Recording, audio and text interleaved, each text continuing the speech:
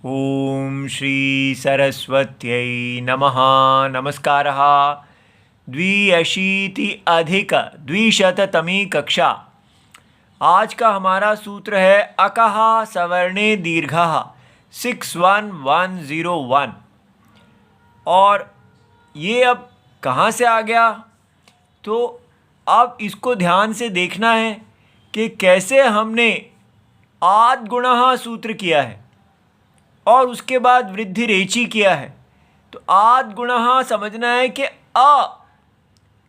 आत माने अवर्ण के बाद अच आए तो अवर्ण के बाद अच माने पहले पूर्व में केवल अवर्ण है और उसके बाद अच आ रहा है।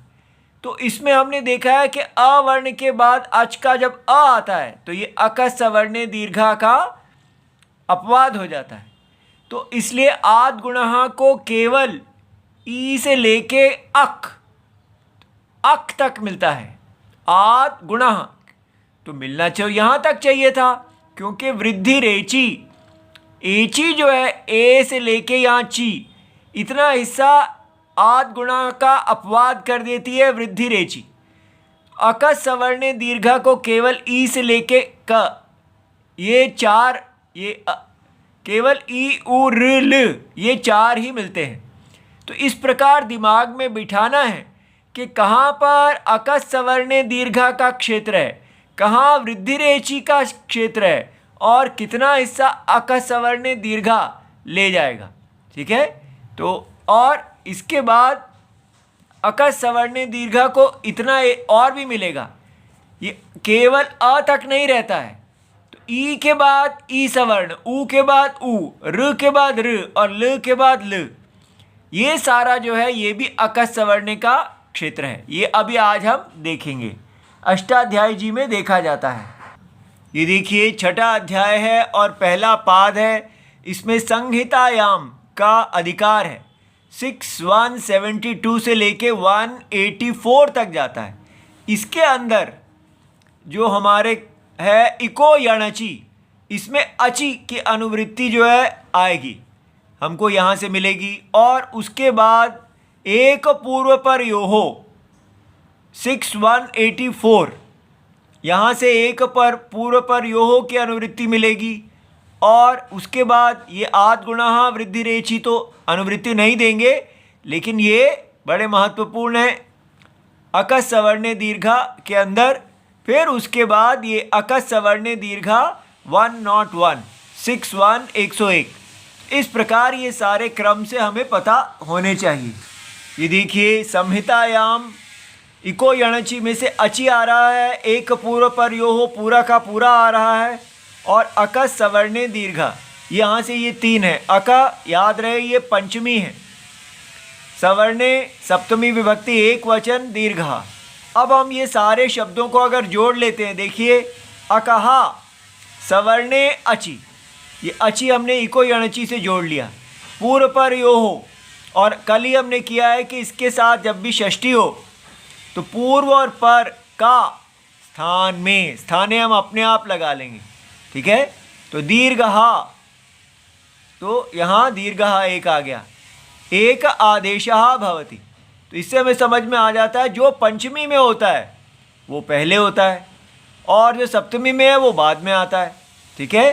तो इसको देखने से ही समझ में आ रहा है कि ये कैसा बन रहा है। हमने कहना है जो पंचमी में है उसके, तो पंचमी निर्दिष्टस्य उत्तरस्य, जो पंचमी से निर्दिष्ट है उसके उत्तर में कार्य होता है, और सप्तमी निर्दिष्टस्य पूर्वस्य, तो जो सप्तमी से निर्दिष्ट है उसके पूर्व में कार्य होता है। ठीक है। और यहाँ दोनों के स्थान में कार्य होगा, पूर्व और पर दोनों के कार्य में। तो इसलिए वृत्ति बनाई गई है अकहा माने अक से। ठीक है। अक से पर में जो सवर्ण अच है और सवर्ण अचि से पूर्व में जो अक है। ठीक है। तो ऐसा, तो अकहा सवर्णे अचि परतः, इसको सरल कर दिया, माने अक से सवर्ण अचि अगर बाद में हो तो क्या है, पूर्व और पर यो हो, पूर्व और पर, दोनों के स्थान में, स्थाने, ठीक है, तो षष्ठी स्थाने योगा, ये कल किया है। दीर्घहा एकादेशो भवति, ठीक है, जो भी प्रथमा में हो वो आदेश होता है, ठीक है। इस प्रकार हमारा वृत्ति तैयार हो गई। अब देखिए, इस प्रकार हम पूरी तालिका नहीं बनाएंगे तो ये दिमाग में नहीं बैठेगा। हमें देखना है कि सबके 4-4 केस आ रहे हैं। तो अ के बाद अ, तव अत्र, ठीक है, अ और अ, तो दीर्घ इसमें आ है, तो तव अ दोनों के स्थान में आ आया, बना तवात्र।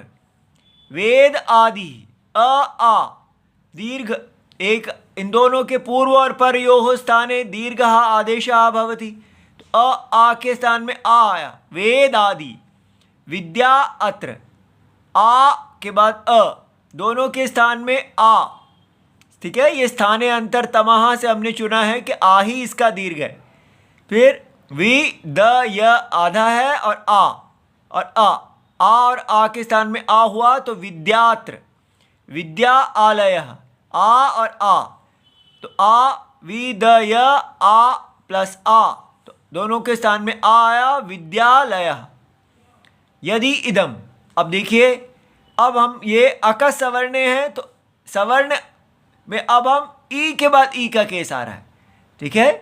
तो इस प्रकार, तो यदि इदम जो है वो यदि इदम बन जाएगा।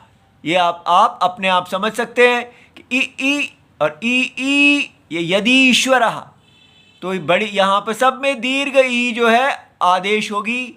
तो इस प्रकार फिर ये है मधु उदकम, उ और फिर दीर्घ ऊ का आदेश होगा, तो मधुदकम, मधु ऊहति, ऐसे दीर्घ ई का आदेश हुआ, मधुहति।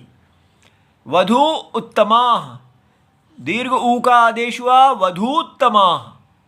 फिर वधु ऊहा, ऊ दीर्घ ऊ का आदेश हुआ, वधूहा, ठीक है। इसके बाद ये देखिए, पितृ ऋणम, र और र आया, तो दीर्घ र, तो पितृ ऋणम, ठीक है। इस प्रकार ये, लेकिन यहाँ बताया जा रहा है कि एक आप विकल्प से र ह्रस्व भी डाल सकते हैं। कैसे? यहाँ वार्तिक है, सवर्ण दीर्घत्व रीति व वचनम, उसमें विकल्प कहना चाहिए। रीति सवर्णे पर भूते, ठीक है, पूर्व के बाद पर, अगर पर बाद में र का सवर्ण आए, तत्र र वा भवति इति वक्तव्यम, तो र विकल्प से हो जाता है, ऐसा कहना चाहिए। जैसे यहाँ पर र आया, तो इसके स्थान में दीर्घ भी आ सकता है और केवल ह्रस्व भी आ सकता है, तो इसलिए यहाँ पितृऋणम बन गया। तो और के केस नहीं है, वो तो नहीं लिए। इसी प्रकार लिति ल व वचनम, अगर लिति सवर्णे परतः, ठीक है, अक सवर्णे दीर्घ है ना, तो अगर ल का सवर्ण आ जाए तो क्या है, ल व भवति इति वक्तव्यम, तब दीर्घ भी होता है और ह्रस्व भी होता है। तो ल का दीर्घ तो होता ही नहीं है, तो ठीक है। अब ये देखिए, होत्र प्लस ऋकार, ऋ का दीर्घ होगा ही नहीं, तो ऋ और ल जो है इनमें सवर्णत्व कहा गया है। ऋकार ऋकार योः सवर्ण संज्ञा विधि, ये हमने जो सवर्ण की सूत्र है हमारा कि 119, उसमें हमने देखा है। तो इन दोनों का सवर्ण दीर्घ जो है ऋ दीर्घ आ जाता है, इसलिए होत्र ऋकार में दीर्घ आ गया। लेकिन कहा गया है कि आप ल भी डाल सकते हैं, तो यहाँ हो जाएगा होत्र ऋकारः, दीर्घ है नहीं, ठीक है। इति सर्वं शिवम प्रणाम।